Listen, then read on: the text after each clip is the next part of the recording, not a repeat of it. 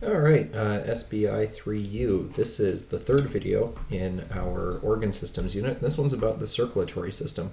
Let's review what we're going to talk about. First off, just an overview of the circulatory system itself. Then we'll talk about components of the blood. Then the blood vessels that the blood flows through, arteries and veins and capillaries, and the difference between them. We'll talk about the structure of the heart, and then blood flow through the heart. So, yeah, just a general overview of our circulatory system. Also talk about a few different animals' circulatory systems, just to talk about how other, phylums do it, which is pretty neat. It's an interesting topic. So let's get this way, and let's get started. First off, why? So an overview of the circulatory system. Well, like it says in the keep in mind, blood isn't just for oxygen. It also supplies the nutrients to all the organs. It also takes away waste products, so it's not necessarily just to bring stuff in. It also pulls stuff away, like carbon dioxide and things like that. It carries wastes to the liver and the kidneys, where the liver and the kidneys will take care of them. It does all kinds of cool stuff. The reason that blood is important is we can have cells in the digestive system that are pulling in the nutrients, which is we just learned about the digestive system. We can have cells there that are pulling in the nutrients, and the blood can take it to everything else. So, that means that our brain, for example, doesn't need any kind of cell structures that process fats. The fats have already been processed by the digestive system. Things like that. It just makes things more efficient. We can have all our thinky stuff up here, and it can just focus on thinking instead of digesting and excreting and all this other stuff. So, yeah. This is very practical for us. Obviously, unicellular organisms have to do everything in one cell. They don't have circulatory systems.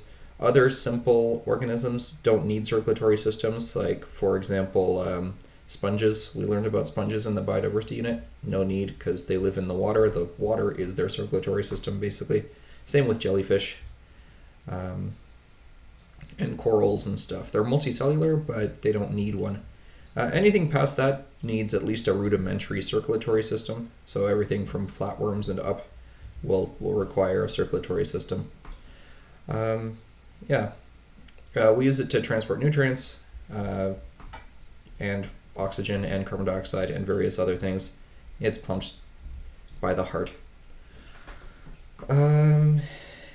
Everything relies on the circulatory system to bring stuff in and transport waste away, especially the oxygen part. Oxygen and glucose in particular in the blood will feed basically every organ system.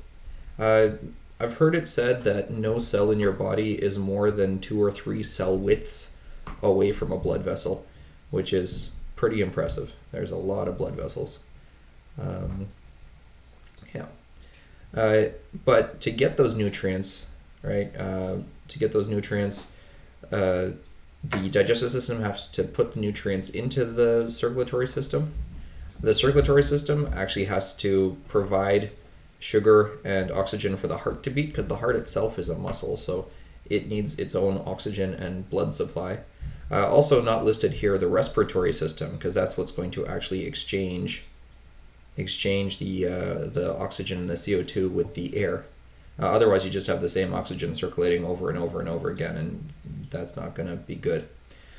So that's the system interactions. Last piece in the overview is different types. So us as humans, we have closed circulatory systems. We have vessels, blood vessels. You can see them in your hands and stuff. You can see the veins.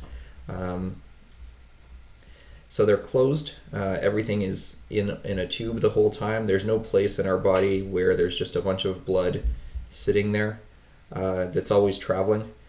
That's closed. Open, though, we use by most invertebrates. This, for example, is like maybe an ant or a grasshopper or something. You can see that there's no like vessels. They're just kind of full of this stuff called hemolymph, which is kind of like blood and other connective tissues. And they do have a heart. I'm up in the corner.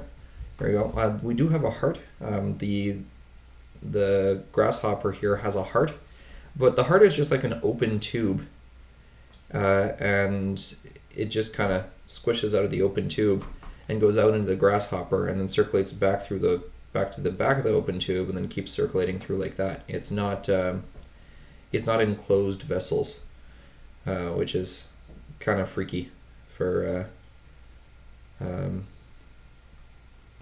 insects. This is also why they move so weird. They're actually using their hemolymph to move a lot of the time. They're using the blood pressure or the hemolymph pressure to move their legs. They can build up a lot of that pressure and make big jumps, and that's how fleas and spiders and stuff will make these big jumps. Yeah, that's an overview. So overview done. Let's talk about the blood itself. I'm going to pause and fix up my stuff. Okay, so let's talk about the blood. Oh, I haven't changed the current topic. Current topic is blood components. There we go. Let's talk about the blood. You have about 5 liters of blood in you. That's, it's a lot, but maybe not as much as you think. You have, thinking about 5 liters. This cup is about 1 liter. Or if you think about those kind of big-ish jugs of water, those 4-liter jugs of water, you've got more than one of those in you. It's considered a connective tissue because it connects different organs together by giving them oxygen and nutrients and taking away their waste. Like it'll carry waste products from the liver to the kidneys where they can be peed out and stuff like that. So it's considered a connective tissue. It's got various elements, but it's about 55% plasma, which we mean plasma as in a liquid medium that's suspending these cells, not plasma like the plasma in those like electrical balls that they sell in the knick-knack stores. So they're 55% plasma and 45% cells, and we differentiate between red blood cells, white blood cells, and platelets. Here's a kind of a schematic diagram. The yellow stuff is plasma. It just carries the stuff around. There's all kinds of things in the plasma. It's got like the glucose in it, amino acids, minerals and vitamins, and hormones from the brain when the brain wants to signal things. Carbon dioxide. Actually, most of the carbon dioxide in the plasma is dissolved as bicarbonate ions. It's the same kind of stuff that's in baking soda. It's kind of neat. Also carries urea. So the liver processes things and makes urea, which is a way for the body to expel nitrogen. And the urea travels to the kidneys, and that's where it goes out through the pee and stuff like that. Here's kind of a schematic diagram of this. There's the yellow plasma carrying everything. The red blood cells that make up most of the rest of it, about 41% of your blood. White blood cells, various white blood cells doing their jobs. And 0.01% platelets. So a very, very, very small fraction of the blood is platelets, but they're very important. So here's an actual picture. So here's the schematic. Here's an actual picture of separated blood. What they do is they take the blood and they run it through a centrifuge. They spin it really, really, really, really fast. And what that does is it puts the heavy stuff near the bottom and the lighter stuff near the top. In this case, the heavy stuff are the red blood cells, and the lighter stuff is the plasma here. It's 90% water. Plasma is 90% water. When you just have plasma without any of the cells, it's called serum. It has all kinds of stuff. It's got dissolved carbon dioxide, it's got oxygen, it's got glucose, all that stuff. It carries the nutrients. Red blood cells. Red blood cells' main job is to transport the oxygen. They're transporting the oxygen. They're made in the bone marrow. And this is kind of really neat. This procedure, this diagram shows you how they're actually created in the bone marrow. It takes 21 days to make a new red blood cell. And one of the steps here is called enucleation, which is exactly what it sounds like. They kick out the nucleus. So red blood cells are basically the only cell type in your body that have no nucleus. They get rid of their nucleus so that they have more room for hemoglobin. So when you look at them under the microscope, you don't see a nucleus. Here's some real red blood cells under a microscope. There's no nucleus on them. Yeah, here's a schematic diagram of it. This is kind of what they look like. So that little hollow, the little donut shape, that's what you're seeing here. The little kind of the little hollow bits. Yeah, they're that shape so that they can absorb the oxygen more effectively in the lungs and absorb CO2 more effectively in the tissues. Then we got the white blood cells. White blood cells are mostly part of your immune system. There are a bunch of different kinds. They fight off diseases. Lymphocytes and monocytes, you're not responsible for telling me the difference between them. But lymphocytes and monocytes, they destroy the bacteria. They're the actual attackers. They have different roles and names like T cells and B cells. T cells are terminator cells. They actually do the attacking. B cells are kind of helper cells. They create antibodies. Antibodies help the lymphocytes do their job. Macrophages, on the other hand, are macro for big, phage for eat. So they're bigger than most blood cells, and they will eat dead things and kind of munch on them and digest. So these guys are kind of autonomous. They go around in the bloodstream and they look for invaders, and then they fight off the invaders. And then the B cells will actually remember what they fought by making the antibodies, and then the next time you fight it, your immune system is much faster at recognizing the threat and much more effective at doing it. This is how vaccines work. They give you kind of a preview of the virus. Your immune system gets used to fighting it, and then if you actually get the real virus, your immune system just kind of takes care of it right away.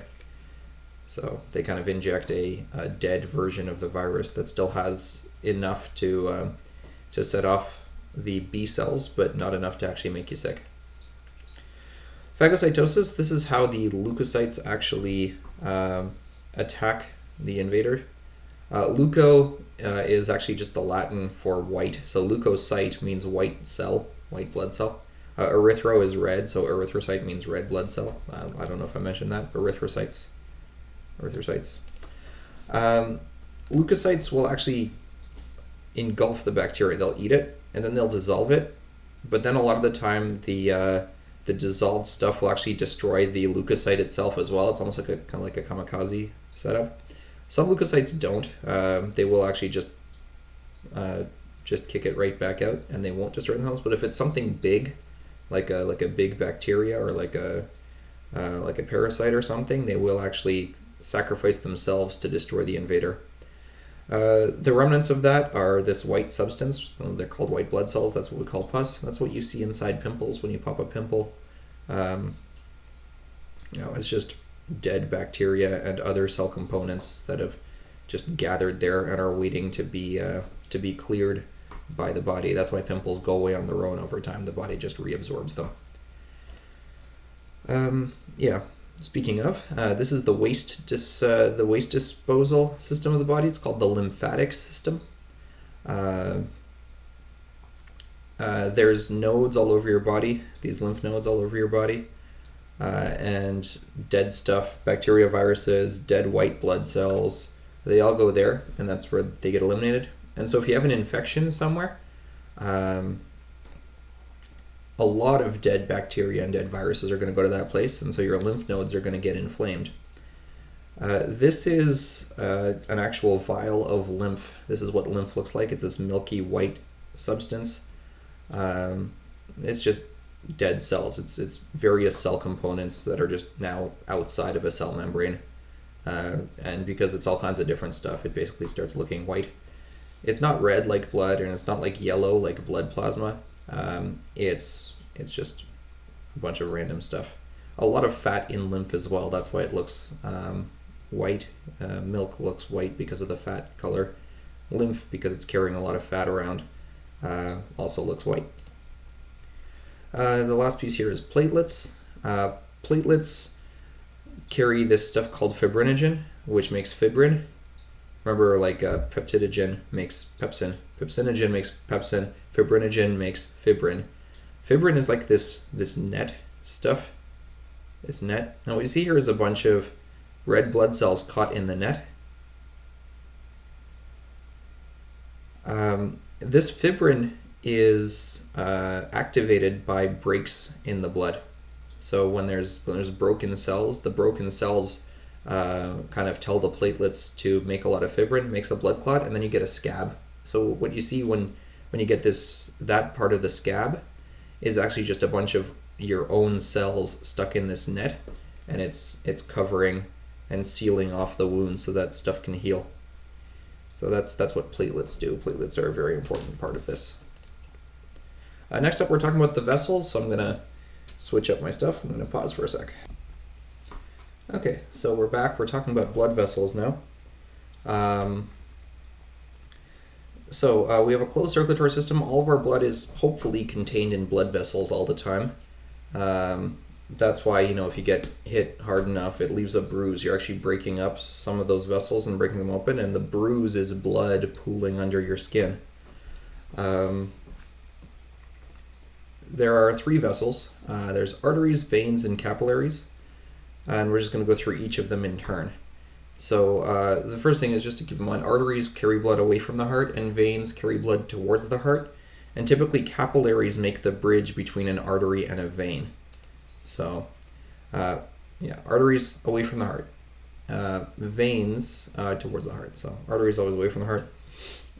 Those arteries expand because the heart, they're carrying it away from the heart, and the heart needs to push very hard to get the blood out into to the entire body. So like imagine your heart is in your chest, and it has to get the blood all the way up to your head, all the way up to your brain through these big arteries. If you're upside down, the heart has to pump the blood all the way up into your legs and stuff like that. So when it pulses, it expands, right? The arteries are big, and they've got thick muscular walls, but even then the blood pressure is quite strong, so they pulse.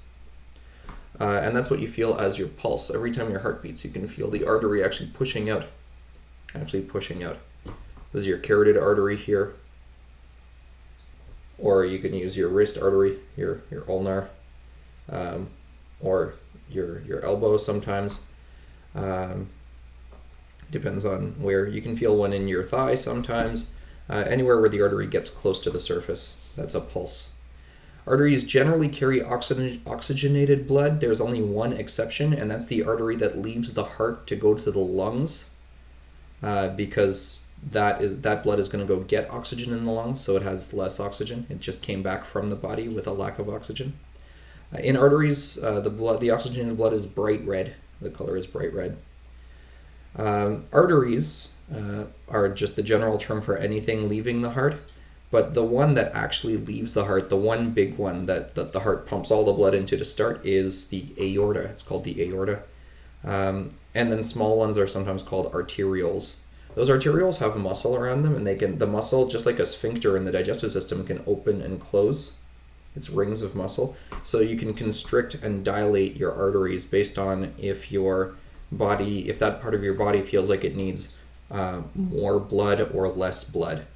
Notably, this happens when you exercise. Everything vasodilates so that you can get more blood to your tissues, and also so that you give off more heat. So you're dealing with the heat produced when you're exercising. So you get red in the face when you're exercising and stuff like that, because those arterioles are open, so more blood shows up in your face.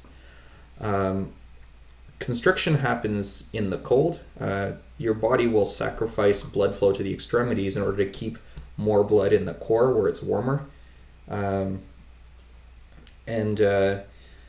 That's why your fingers go numb if you're out in the cold long enough. Sometimes they even turn blue. Your lips turn blue and stuff like that. That's your body sacrificing the non-essential bits of your body to keep the inside as warm as possible. That's vasoconstriction. And vasodilation is the opposite. Here's some pulse points. This is where you can feel the pulses. Most people know about the carotid and the radial. You also feel it in the forehead sometimes. And there's other ones too. For babies, they often do it on the thigh, in the femoral.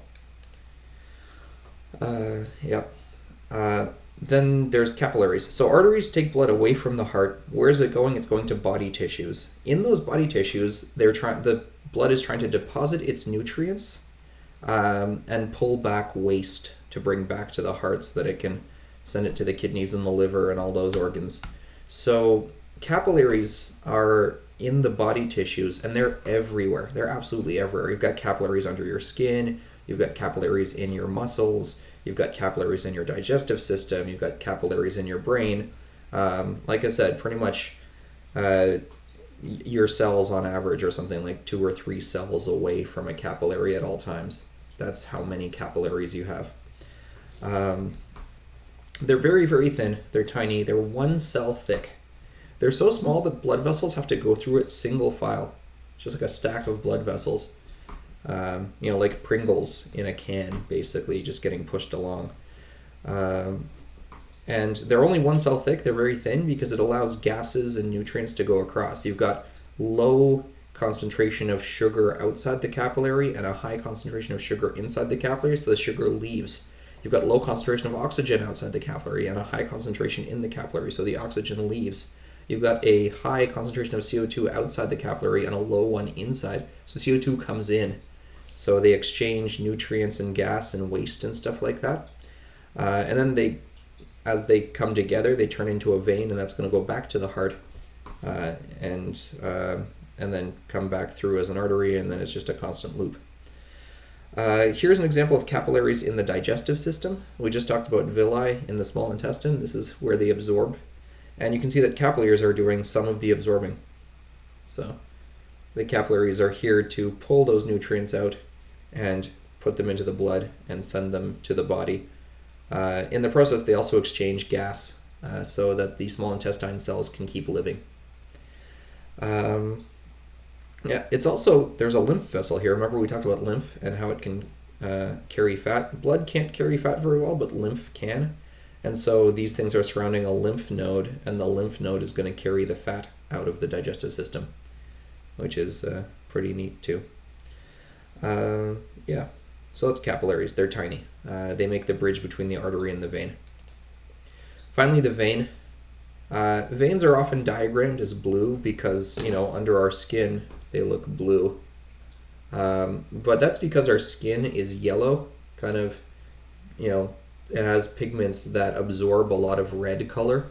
And that means that the dark red part of venous blood gets absorbed, and only the blue part of it comes through our skin. But if you look at actual venous blood in like a syringe, when you take it out of somebody, it's got this dark red purple color. So that's what venous blood actually looks like. It's this dark red purple color. This is oxygenated blood. This is artery blood. You see this really bright red color. So that's oxygenated and deoxygenated blood. So venous blood isn't actually blue. Common misconception. It just looks blue because of our skin, because of the melanin in our skin.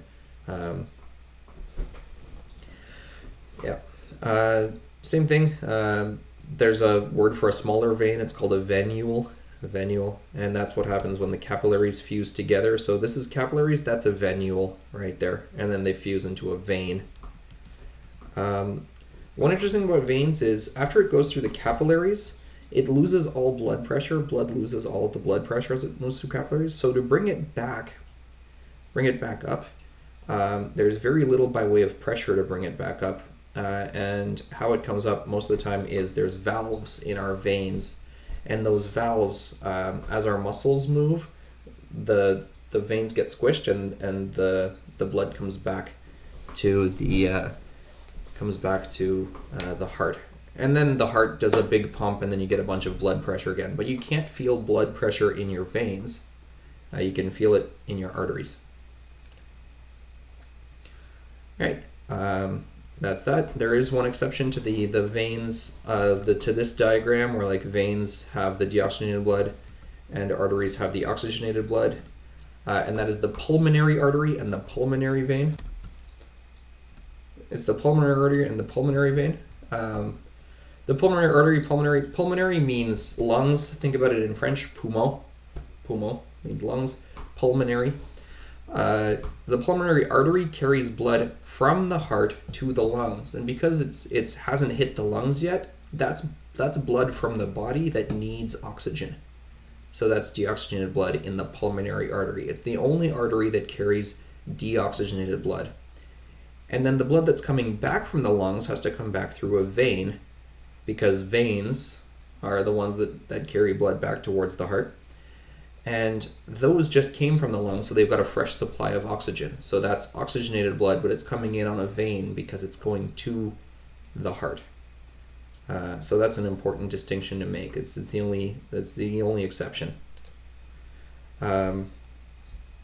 Now we're going to talk about the heart. So we are going to I'm going to pause and change my stuff here. Okay, we're back. The heart. So the heart is a muscle. It's directly under the breastbone. So if you want to find it, it's right under your sternum. If you take any first aid courses, they tell you to look for the nipple line, and that's right between that. That's where your heart sits, right in the middle. So you've got your rib cage protecting it. The sternum protects it. It beats over 100,000 times per day. On average, something like once a second, a little more than once a second. There's 86,000 seconds in a day. It pumps the blood through the body. Anything related to it is cardiac or coronary. Here's a basic kind of overview. This white stuff is fat that's actually supporting the heart muscle as it beats. And so is this stuff, this kind of pinkish stuff here. This is muscle, and these are the vessels themselves. This is a real, well, not a real, but it's based on a real heart. It's an animation based on a real heart. Here's the chambers. We have a left side and a right side, but it's important to note that when we talk about left side and right side, we're talking about the organism's left and the organism's right. So here we're looking at the heart from the front, and the left atrium and left ventricle, the organism's left, is on the right side of the diagram, and the organism's right is on the left side of the diagram because we're looking at the heart from the front. But to the organism, it's backwards, right? It's kind of like a mirrored image. So that's something important to note. There's 4 chambers. There's the right atrium, the left atrium. Atrium, just like the atrium of a building, is where things gather before they get to the main event. And the main event happens in the ventricle. Think about vent, to push out. There's the right ventricle and the left ventricle. These are, there's a bunch of muscle here, and very, very thick muscle in the left ventricle, because that's the big power stroke. It's going to send stuff to the body. Not as big muscle on the right ventricle, because it's just sending it to the lungs, and the lungs are right there. One big thing to note, blood will never travel from left side to right side directly in an adult heart. So it comes in on the right side and goes out. Right, comes in, goes out on the right side. On the left side, it comes in and goes out. But it's never going to go from the left side to the right side. It's right side, lungs, left side, body. Right side, lungs, left side, body. Right side, lungs, left side, body. So it's never going left side to right side in the heart directly. Here's the vessels. The biggest vein is called the vena cava. So think about like a cave. It's a big cavernous vein. There are 2 sides of it, the inferior and superior, meaning from the top of the body and from the bottom of the body. And they come into the right atrium. The right atrium pumps it to the pulmonary artery. It's an artery because it's leaving the heart, but that blood is deoxygenated. It needs to go pick up oxygen. Comes back from the lungs, it's going to come in on a pulmonary vein. So the vein to the heart. Vein means to the heart. Pulmonary means lungs. So to the heart from the lungs. That's oxygenated blood. It gathers in the left atrium, gets pushed to the left ventricle, and then gets shoved out into the aorta. We learned about the aorta earlier. It's the biggest artery. It's about as, because the inside diameter of the aorta is about as big as a finger. You can get a finger in through the aorta. The aorta splits off pretty much right away into branches. One branch goes up into the brain. Another branch goes into the arms. A third branch goes down towards the legs. And another branch of it very, very early on actually just goes back to the heart. So the heart kind of feeds itself. There's the four chambers I talked about already, two atria, two ventricles. There's this wall between the left side and the right side. That's why blood never travels from left side to right side directly. It's called the septum, just like the septum in yeast cells, in fungi cells, those septa. Each side has the atrium on top, the ventricle underneath. The atrium and the ventricle are separated by a one-way valve, so that it can only go one way, just like an entrance and not an exit. And it's called an atrioventricular valve, atrioventricular, because it's going from the atrium to the ventricle, from the atrium to the ventricle, atrioventricular valve. They have names as well. This is the mitral valve, and this is the tricuspid valve. And then there's also valves at the exit to the ventricle. Those are called semilunar valves. And there's one on the right ventricle, which is going to the lungs. It's called the pulmonary valve. And there's one in the left ventricle as it's coming out to the aorta called the aortic valve. And those stop the blood from coming back into the heart. It makes sure that the blood only flows in one direction. There's also the coronary vessels. And I'm going to move my stuff down in the corner here. The heart pumps blood, but it's a muscle. It needs blood. It needs that oxygen and those nutrients in the blood. So it supplies itself through the coronary artery. This is the atrium. And you see that branch right off the aorta rather, or the aorta. There's a branch right off of the aorta that feeds the heart. One of the first things the heart does is it feeds itself. That's the coronary blood vessels. This is where you can get heart attacks. If one of these gets blocked, then the blood supply to the heart, to the muscles of the heart gets blocked, and the heart muscle starts to die. And that's a heart attack. It's a blockage in the blood vessels around the heart. The heart itself is covered in a layer called the pericardium, meaning around the heart, pericardium. And it's like a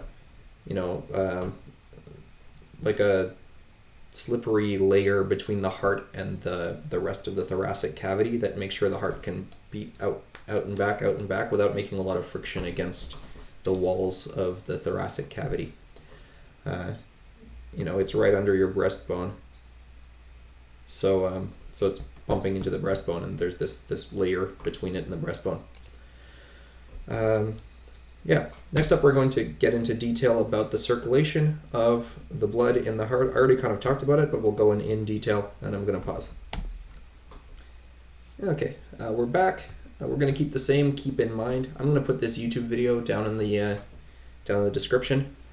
So deoxygenated blood from the body, this is the first step here. Deoxygenated blood from the body comes in the vena cava, either from the top of the body or the bottom of the body. So arms and head come in on the vena cava. The legs and torso come in from the inferior, arms and head from the superior. Goes into the atrium. There's no valve or anything between the vena cava and the atrium. They just flow right in. It's almost like the atrium is an extension of the vena cava. Then the atrium will contract. There's muscles around it. They contract and it fills up the ventricle, the right ventricle. Remember, once again, that we're looking at this heart from the front, and it's the animal's right. So what we see on the left side here is the right ventricle. The ventricle will contract, and that pushes blood past this valve and out to the pulmonary artery. That's going to go to the lungs. All right, it goes to the lungs. Here's the lungs. It exchanges its carbon dioxide for oxygen. And then it comes back to the heart through the pulmonary vein. There's no pump or anything. It just has to flow this way because there's blood coming in this way. It fills up the left atrium. Once again, there's no valve here. It just fills up. When the left atrium contracts, it fills up the left ventricle. And then when the left ventricle contracts, it has a big, strong contraction. Up it goes into the aorta and out to the body. Then it goes out to the body, exchanges its oxygen back for carbon dioxide, drops off sugar, picks up waste, whatever it's doing. And then the muscle action pushes it back up into the vena cava, back into the heart, and then it goes again and again and again. Here's a good diagram of this. Once again, it never travels from left side to right side directly. So if it comes in from the body, it's going to stay on the left side and out. So left side of the heart and out. On the right side of the body, it stays on the right side of the heart and out. They never travel left to right directly. And it's always atrium, ventricle, out, atrium, ventricle, out through the lungs. And again, there's no valves from the vessels to the atriums, but there are valves from the vessels to the ventricles. So the valves are very important. They make sure it only goes in one direction. Here's kind of a view of them. The right atrioventricular valve is often called the tricuspid valve. The tricuspid valve because it's got three. The left one is often called the mitral valve or the mitral valve. I'm not sure why. And the semilunar valves both look very similar, but one's called aortic, one is called pulmonary. And here's the coronary arteries. You see that they come off right away, right off of the left ventricle. The first thing that the heart feeds is itself, which I guess is important. If you have a bad heart valve, you end up with heart murmurs, you end up with like weird sounds in the heart. That's why doctors have stethoscopes, right? They can listen to the heart and they can actually hear the kind of vibrations of the valves. If you get a weird whoosh, like instead of whoosh, whoosh, whoosh, they hear like not quite like that, but you know, you get the idea. They'll know that there's a valve issue. And then they can go in and do like an ultrasound or whatever and see it. And then they'll have to fix it. And they might even get an artificial valve. Yeah. It's pretty cool. Here's the cycle.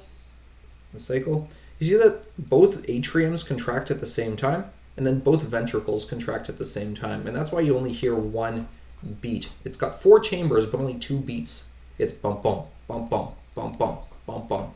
That's what you're seeing. The lub is the first bump is the atriums contracting, and then the big thump is the ventricles contracting. They contract together, but one set of blood is going out to the lungs and the other set of blood is going out to the body. And there's 2 parts to this. There's diastole and systole. Diastole is it relaxing. It's actually low blood pressure in the body. And systole is the big contraction. And that's high blood pressure. So when you get your blood pressure taken, you get the 2 numbers. One is the lowest pressure, that's when the heart is relaxed, and one is the highest pressure, that's when the heart is fully contracted. And this is showing the electrical signals in the heart. So you can see the electrical signal propagate. So your heart has a thing just above the right ventricle, the right atrium, called the pacemaker. And it starts off the signal, and the signal moves through the heart. A nerve signal moves through the heart and out, and it synchronizes the heart. If you get an electric shock in the right place, that can actually destabilize that, and that's when electricity can kill you by messing up your heart. If you've got a weird rhythm in your heart and your heart's just kind of going all over the place, it's called fibrillation. That's when they shock you. They shock you to stop your heart. And then hopefully the pacemaker can get everyone back under control. It's kind of like when, the students are getting really rowdy and the teacher starts yelling, and then everyone gets quiet and then the class can get back in session. Kind of same idea. Notice that the shock will actually stop the heart. So a stopped heart rhythm can't be shocked. You can't shock a flat line, no matter how much the medical shows will tell you. Yeah. The P wave is the atrium contracting. The QRS is the big ventricle contracting, so you can see there's a lot more electrical signal when that happens because it's just more muscle. And the T is the relaxation. And so this is that's the heart like boop, boop, boop, boop, boop thing that you hear in hospitals. That thing. It's a healthy heartbeat. So I'll put these videos up in the description. One last thing to talk about is circulation in other kinds of hearts, just because I like talking about it. We have 4-chambered hearts with 2 atriums and 2 ventricles. And it goes bump, bump, bump, bump. Reptiles, everything that isn't a crocodile, have a three-chambered heart, where there's two atria, just like normal. There's a left side and a right side, and blood comes in on one side, and so deoxygenated blood comes in on one side, oxygenated blood comes in on the other side from the lungs. But there's only one ventricle, so the blood kind of mixes in the middle. And it's still left side, right side, but there's no septum between it. And so most of the blood that comes out is oxygenated on the left side, and most of the blood that comes out on the right side is deoxygenated and goes to the lungs, but there's a little bit of mixing. But it means you just need one big muscle chamber. And then fish have a single atrium and a single ventricle. So it's just two chambers. It's just into the atrium and then straight into the ventricle and then out to the lungs and then to the body and then back to the atrium, back to the ventricle, back to the lungs, while the gills, right? So sharks, for example, because they are fish, only have two chambers in their heart, which is kind of a cool thing. Birds have a four-chambered heart, and crocodiles have a four-chambered heart. Every other reptile has a three-chambered heart, which is kind of an interesting fact about crocodiles and birds. Yeah, that's it. Let's a quick little review here. We talked about learning goals. We talked about the circulatory system overview. We talked about blood components, the components of blood, the red blood cells, white blood cells, the plasma, the platelets.